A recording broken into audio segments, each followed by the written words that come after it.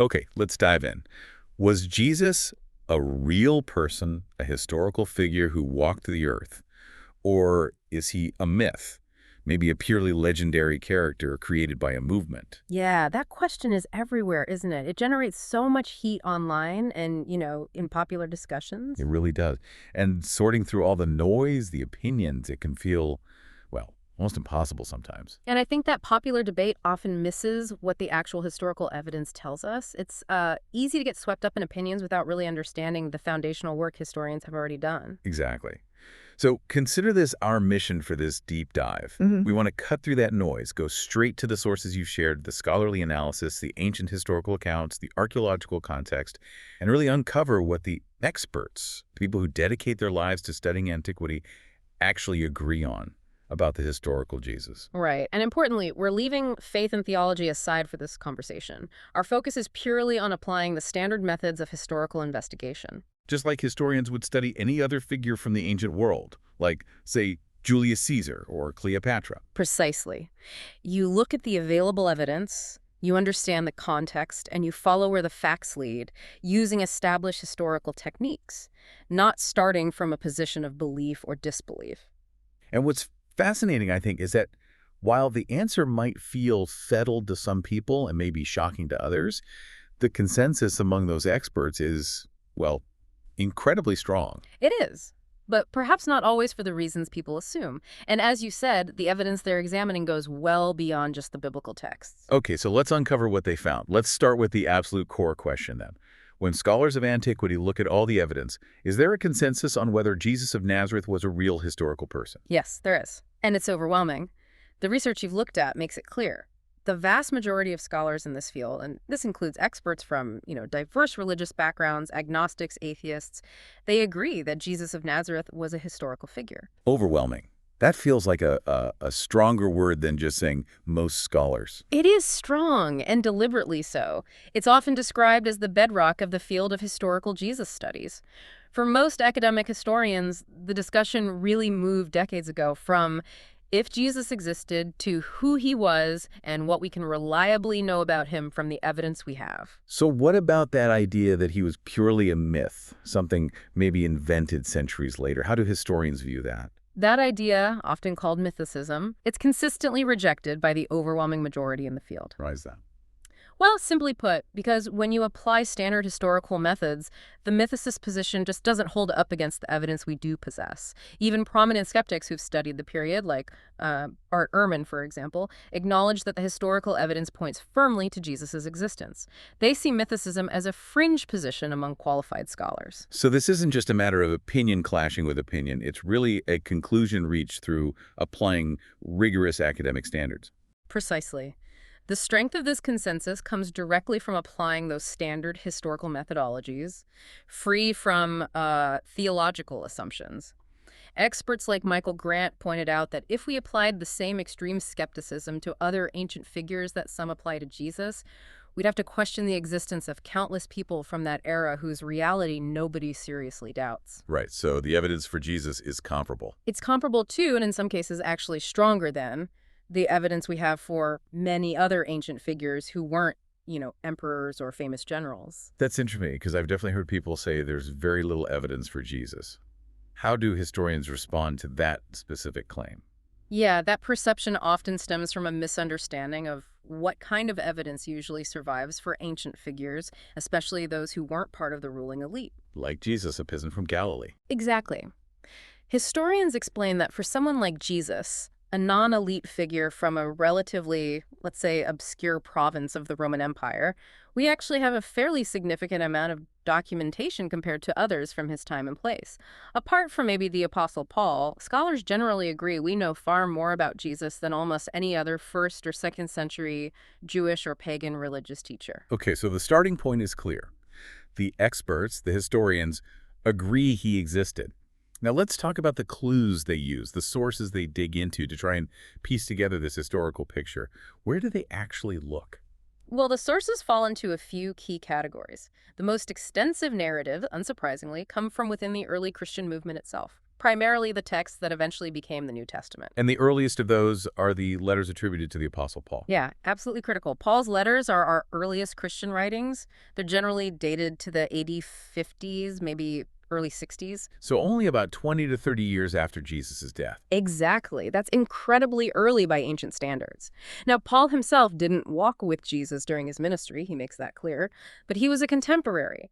And crucially, he firmly believed in Jesus as a real, recently deceased Jewish man. And the research you shared highlights that Paul wasn't just believing something in a vacuum, he actually met the people who did know Jesus directly. This is a huge piece of the puzzle. Paul explicitly writes about meeting with core disciples like Peter and John, and perhaps most significantly, with Jesus' own brother, James. James, the brother of Jesus. Yes. And these meetings happened very early in Paul's Christian life, perhaps just a few years after the crucifixion, maybe around AD 35 or 36, according to his own account in Galatians. So Paul was, in a way, acting almost like an early historical investigator, interviewing the eyewitnesses. You could certainly see it that way. This anchors the reality of Jesus to a specific individual with a known family, a brother, James, whose existence is also mentioned by the historian Josephus later, and a close circle of associates. That seems pretty powerful. It is. The fact that Paul, who became such a driving force in spreading Christianity, sought out and interacted with these original figures just years after the events, well, it's powerful evidence against the idea of a purely mythical figure conjured from thin air much later. And even though Paul's letters aren't biographies, they still give us some foundational details about Jesus, don't they? They do. Even without being narrative accounts, we learn from Paul about Jesus' Jewish lineage descent from Abraham and David, his upbringing under Jewish law, his gathering of disciples, references to events like the Last Supper and his betrayal, and, of course, his crucifixion. It's an early sketch drawn by someone who spoke directly with the people who knew him best. Okay, so Paul's letters are the earliest layer. Yeah. Then we have the Gospels, Matthew, Mark, Luke, and John. These are the most detailed narratives we have about his life. Exactly. These texts, written a bit later than Paul's letters, maybe between AD 70 and 100 roughly, but still within a generation or two of the events, provide those extensive accounts of his ministry, teachings, death, and resurrection. But historians are careful with the Gospels, aren't they? They see them as primarily theological documents. That's right. Historians emphasize that the Gospels are fundamentally theological works. They are presenting the Christ of faith, aimed at conveying religious meaning and persuading their audience. They weren't written as modern, objective biographies. But they do contain historical information about the Jesus of history, embedded within that theological framework. Precisely. The task for historians is to use critical methods, things like source criticism, to identify underlying texts like Mark or the hypothetical Q document, form criticism to understand how stories developed, and redaction criticism to see how the gospel authors shaped their material to try and sift through these layers. So trying to identify the historical kernels within the theological presentation. Exactly. While they are theological accounts, the scholarly consensus is definitely that they contain plenty of valuable evidence which has to be weighed and assessed critically. There's debate about genre, were they Greco-Roman biographies, but the presence of historical data isn't really disputed, just how to extract it. Okay, that's the evidence from within the movement itself. But what really seems to strengthen the historical case, from what you've shared, is the independent, non-biblical evidence. Clues from outside the Christian circle. Absolutely. And these are invaluable because they come from sources that had no stake, zero motivation in promoting Christianity. In fact, some were even hostile to it. So their inclusion of details about Jesus or his followers is less likely to be just invention or, pious embellishment. Exactly. It provides external validation. So who are the key non-Christian voices that scholars look to? Well, a crucial one is the Jewish historian Flavius Josephus, who was writing in the Roman world around the end of the 1st century, maybe 93, 94 CE. And he has a couple of passages that often come up in discussion, right? Yes, there's the more famous one, which is also more debated, often called the Testimonium Flavianum in his work, Antiquities of the Jews. And that's the one where scholars think there might be later Christian additions. Correct. Most experts today believe the passage as it exists in most manuscripts contains some later Christian interpolations, phrases like, "He was the Christ." However, the majority view is that there's an authentic core underneath those additions where Josephus did mention Jesus. So what's in that likely authentic core? The core probably acknowledged Jesus as a wise man, a teacher who performed surprising deeds, gained a following of Jews and Gentiles, and was crucified by Pontius Pilate, but whose followers remained devoted. The manuscript evidence, including an Arabic version, actually supports the idea of an original, more neutral passage by Josephus that was later slightly edited by Christian scribes. Okay, so even the controversial part likely has a historical basis in Josephus. That's the prevailing view. But perhaps even more significant, because it's almost universally accepted by scholars as fully authentic, is Josephus's other reference to Jesus. What's that one? Later in the Antiquities, Josephus is describing the execution of a man named James in Jerusalem around 62 CE, and he identifies this James as the brother of Jesus, who is called Christ. Ah, so it's mentioned almost incidentally. Exactly. It's simple, direct, and Josephus uses who was called Christ simply as an identifier for this Jesus, connecting him to his more famous brother James. That kind of casual passing reference, not trying to make a theological point, is considered very strong historical evidence by historians. Interesting. And there's also a mention of the Babylonian Talmud, a Jewish source. Yes, the Talmud, which is a vast collection of Jewish law and tradition compiled much later but containing older material, includes a passage, Sanhedrin 43a is the reference. It refers to Jesus being hanged, a term sometimes used for crucifixion on the eve of Passover. And what reason does it give? It says it was because he practiced sorcery and led Israel astray. Now, this is clearly a negative, hostile account from a Jewish perspective that rejected Jesus' claims, but crucially, it's explicit non-Christian confirmation of his existence, his execution around Passover, and the perception that he had a significant impact, even if negative, on the Jewish populace. It validates core historical facts from outside the Christian story. Okay, moving from Jewish sources to Roman ones. Tacitus is a really big name that comes up. He is Cornelius Tacitus, arguably Rome's greatest historian. Writing his annals around 116 CE, he describes the Great Fire of Rome in 64 CE and Emperor Nero's attempt to blame the Christians. And he mentions Jesus in that context. He does. He writes, and I'm paraphrasing slightly, that the founder of this group, Christus, from whom the name Christian was derived, had been put to death by Pontius Pilate, procurator of Judea in the reign of Tiberius. Wow, that's pretty specific. And Tacitus wasn't exactly a fan of Christians, was he? Far from it. In the same passage, he calls Christianity a pernicious superstition and describes Christians with disdain. So the fact that this major Roman historian, writing from a position of contempt, confirms the founder was executed by Pilate under Tiberius, that's powerful. Extremely powerful independent corroboration. Tacitus had absolutely no motive to invent this detail about the origin of a movement he despised. He's simply recording what he understood, about 50 years later, to be the historical facts about their founder. Okay, what about Pliny the Younger, another Roman official? Yes, Pliny was a Roman governor in what is now Turkey. Around 112 CE, he wrote a letter to the Emperor Trajan asking for advice on how to handle Christians who were being brought before him. And what did he say about them? He describes investigating them, mentions they gathered before dawn to sing hymns to Christ as to a god, and took oaths not to commit crimes but to live ethically. Pliny himself viewed Christianity as a depraved, excessive superstition, but his letter gives us a snapshot. That seems significant. Yeah. It shows the movement was already large enough by the early 2nd century to be a problem for Roman governors, and that Christ was absolutely central to their worship. Precisely. Pliny's letter provides evidence of early Christian worship practices, their ethical commitments, the centrality of Christ, and the rapid spread of the movement that brought it to the attention of high-level Roman authorities. This kind of impact implies a concrete, influential historical origin. It wasn't just some vague idea. Are there any other notable external mentions worth touching on? Well, there's also a letter from a Syrian Stoic philosopher named Mara bar Serapion, written sometime after 70 CE to his son.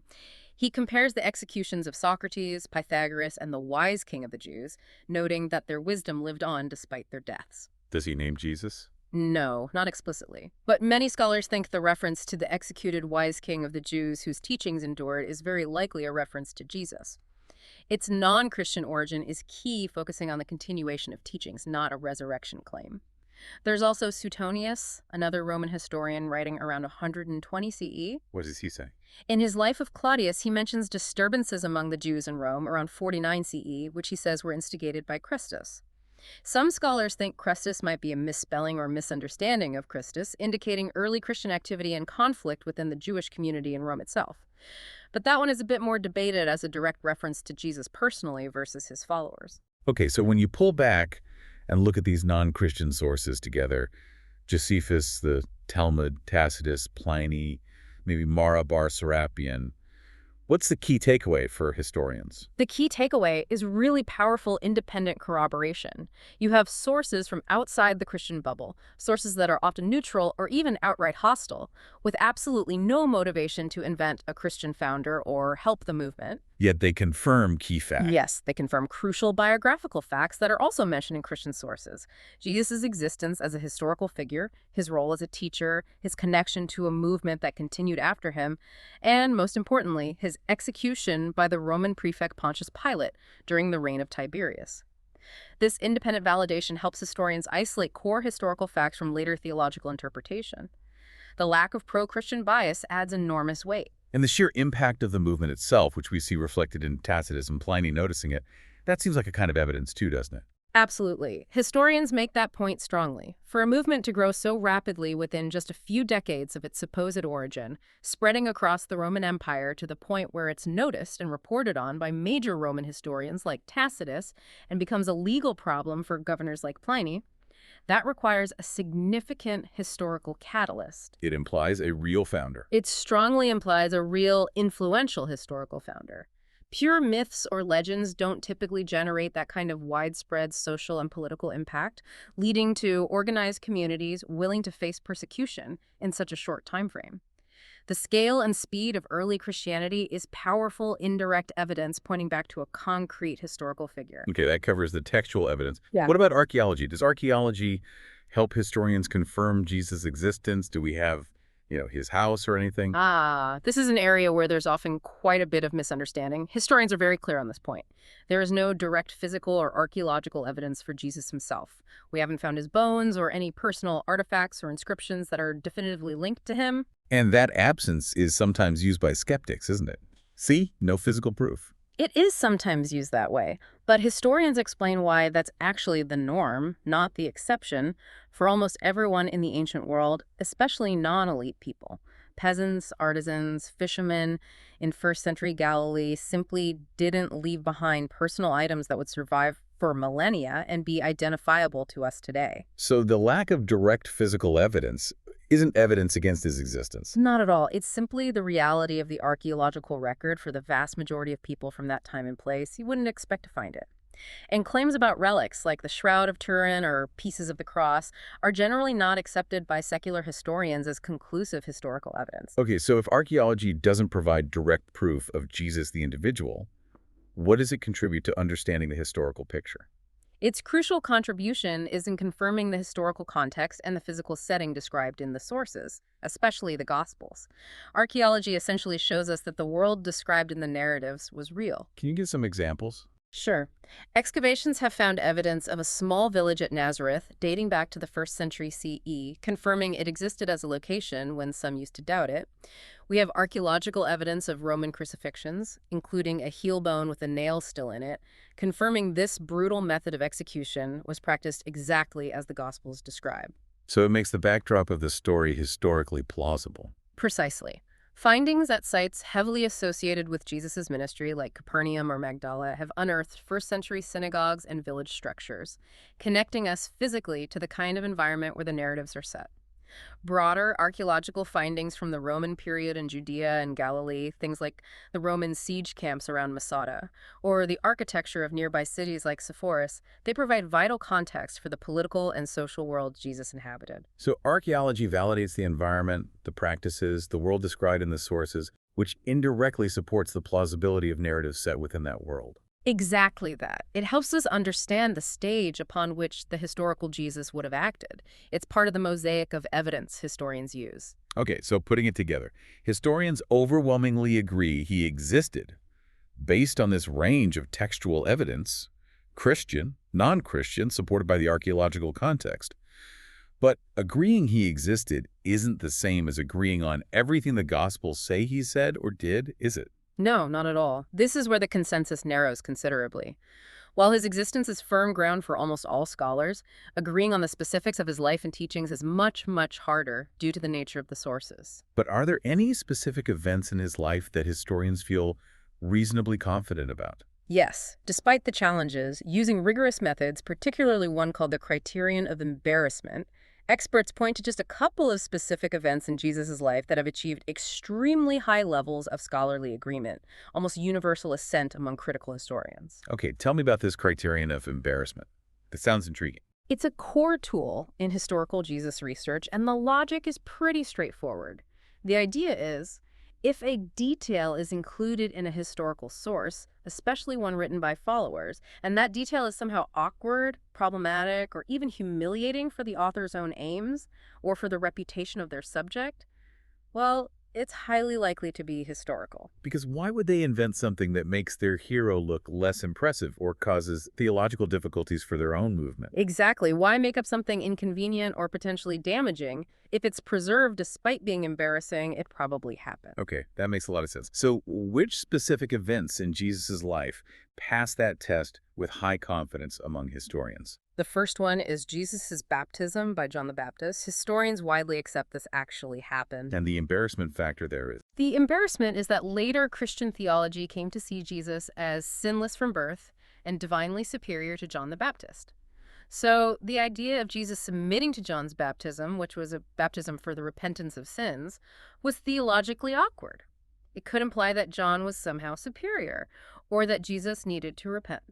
Which would be problematic for later Christian views of Jesus. Very problematic. It's highly improbable that the early church would invent such a detail if it hadn't actually occurred. They had to explain it away later, but the core event stuck. Experts like Ehrman say they know this event happened with virtually complete certainty. Okay, that's one. What's the second event with that level of certainty? The second is Jesus' crucifixion by the Roman authorities under the prefect Pontius Pilate.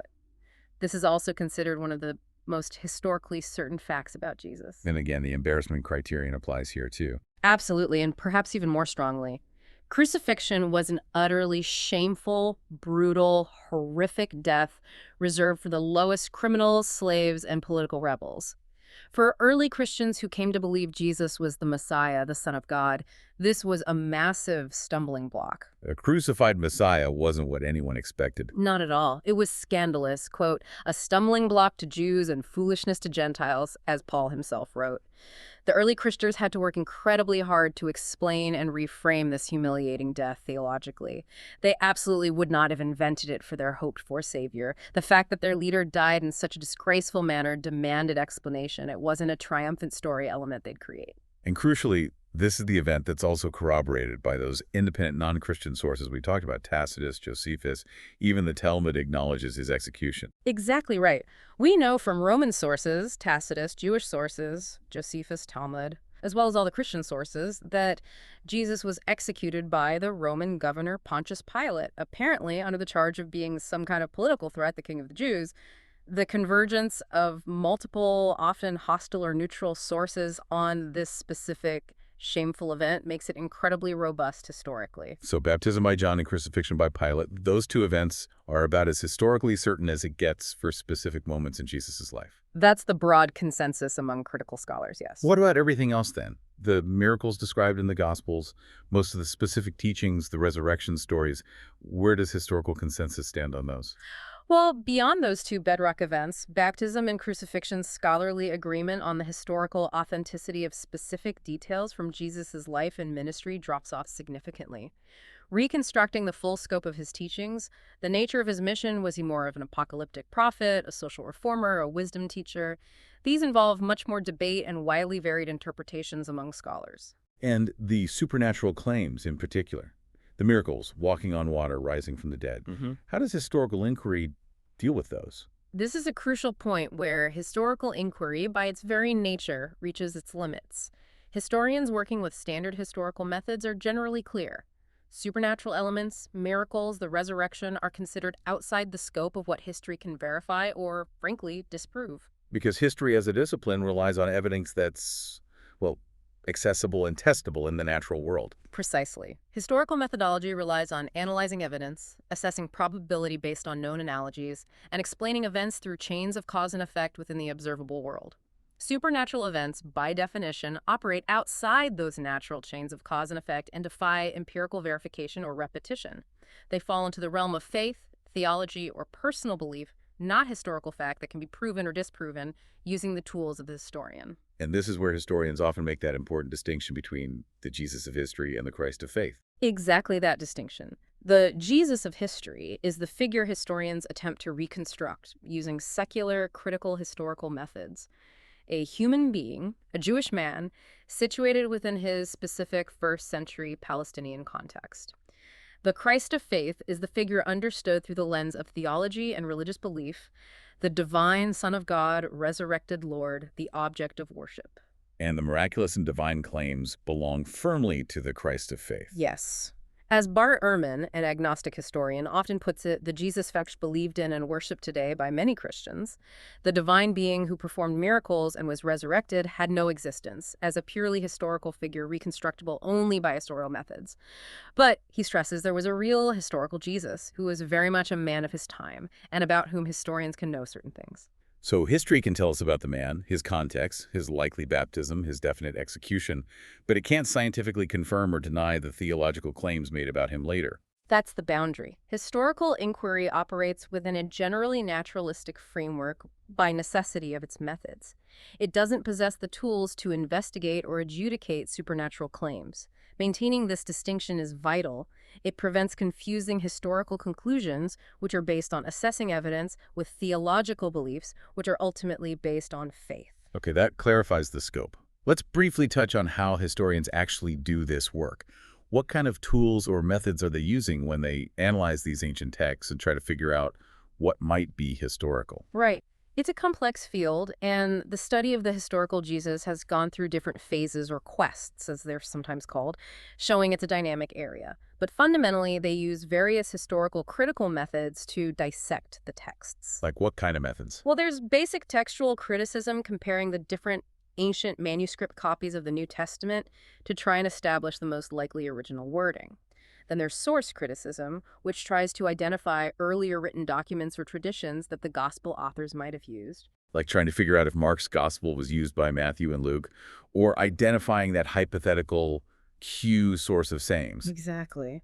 Then you have form criticism, which analyzes the different literary units, parables, miracle stories, conflict dialogues, sayings to classify them and try to trace how they might have developed and been transmitted, possibly in oral tradition, before being written down. Redaction criticism. Redaction criticism looks at the gospel writers themselves, not just as compilers, but as active authors or redactors with their own theological aims and community needs.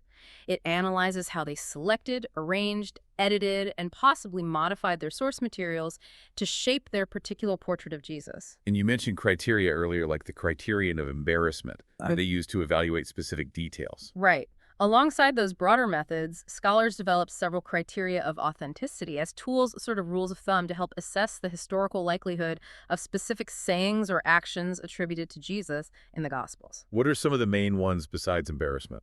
Another major one is multiple attestation, is a saying or story found in several independent sources or layers of tradition. For example, something found in Mark, Q, Paul, and maybe John is considered more likely historical than something only in Luke's special material. There's also the criterion of dissimilarity. Dissimilarity, how does that work? The idea here is that if something attributed to Jesus is dissimilar, both from the common Jewish beliefs and practices of his time and from the beliefs and practices of the later early church, then it's more likely to go back to Jesus himself because neither group would have had a reason to invent it. Things like Jesus's characteristic use of amen, amen, or addressing God as Abba. Okay, any others? There's also coherence. Does a saying or action fit coherently with other material already established as likely authentic using other criteria? And finally, historical plausibility. Does it make sense within the known social, political, religious context of first century Palestine? These sound like quite precise, almost scientific ways to try and filter the information in the Gospels. They were certainly intended to bring rigor and objectivity to the process, to move beyond simply accepting everything or rejecting everything uncritically.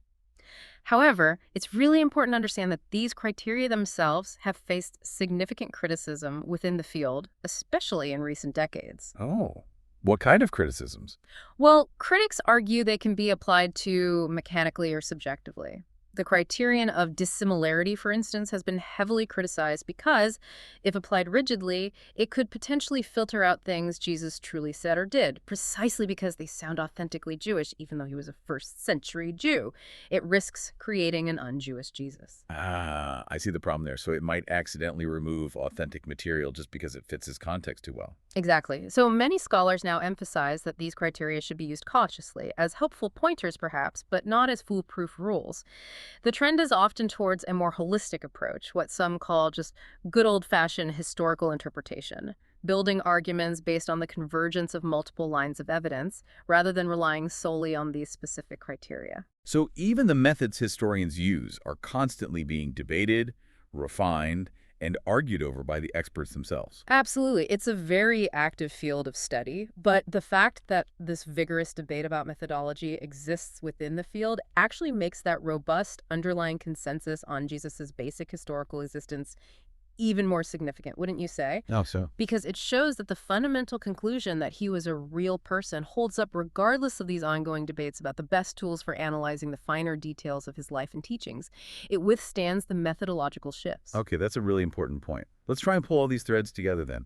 What's the key takeaway, the bottom line, from this deep dive into the historical evidence for Jesus? I think the most fundamental takeaway has to be the overwhelming consensus among virtually all relevant historians and experts in antiquity, people from all sorts of backgrounds, that Jesus of Nazareth was a real historical figure who lived and died in first-century Palestine. This isn't presented as a faith claim. It's a conclusion reached by applying standard historical methods to the available evidence. And that evidence is diverse. It's found not only in early Christian texts, like Paul's letters, which connect us back to eyewitnesses relatively quickly. But also, crucially, in those independent non-Christian sources. Right, Jewish sources like Josephus in the Talmud, and Roman sources like Tacitus and Pliny. They provide that external corroboration for key facts like his existence and his crucifixion under Pontius Pilate. That independent validation is incredibly powerful for historians. It really is. And while archaeology doesn't give us, Jesus's footprint or personal belongings, It firmly supports the historical reality of the world he lived in. It validates the context, the places, the practices like crucifixion, making the narratives historically plausible in terms of their setting. but, and this is the crucial distinction, this historical certainty about his basic existence doesn't extend to every single story or teaching attributed to him in the Gospels. Exactly, that's the vital nuance. While his existence is considered settled historical fact by the experts, when those same historians apply their critical methods to the details, they find robust historical support for only a couple of specific events achieving near-universal assent. Namely, his baptism by John the Baptist and his crucifixion under Pontius Pilate. Correct. Those two events are seen as highly probable, partly because they meet criteria like the criterion of embarrassment and are multiply attested, including external corroboration for the crucifixion. Most other specific events, and particularly the supernatural claims like the miracles and the resurrection, fall outside the realm of what historical methods can verify. Because history, as a discipline, operates within a naturalistic framework and can't prove or disprove supernatural events. Precisely. Those claims belong to the Christ of faith, the theological understanding developed by his followers, which is distinct from the Jesus of history that historians try to reconstruct using evidence and critical reasoning. So this deep dive really shows us both the power and the inherent limits of historical inquiry when applied to a figure like Jesus. It provides an evidence-based foundation, showing us what can be known about this influential ancient figure through standard historical investigation. It gives us that firm historical starting point, grounding the figure in reality, before one even begins to engage with the vast and complex layers of theology, interpretation, and belief that developed around him over centuries. It's a really powerful example of how experts sift through ancient material, weigh evidence, and try to distinguish between what's historically probable and what belongs more to the realm of belief. And how that process itself involves constant critical evaluation, debate, and refinement of methods. It's not static. Okay, so let's leave you, our listener, with a final thought to consider after exploring all this. Given this strong historical consensus that Jesus existed, based on the range of evidence we discussed, and knowing that historians using critical methods widely agree on just a couple of key anchor points about his life and death, specifically his baptism and his crucifixion, What does this evidence-based historical foundation mean when you encounter the vast and varied theological and faith traditions that grew from him? Yeah, how does the Jesus of history, the figure historians can reconstruct, interact with, or inform the Christ of faith as understood and worshipped by billions around the world? And what questions does that provoke for you about the complex, sometimes tense, sometimes harmonious intersection of history, evidence, interpretation, and faith? Definitely something to truly ponder long after this conversation ends. Absolutely. Thank you for joining us on this deep dive.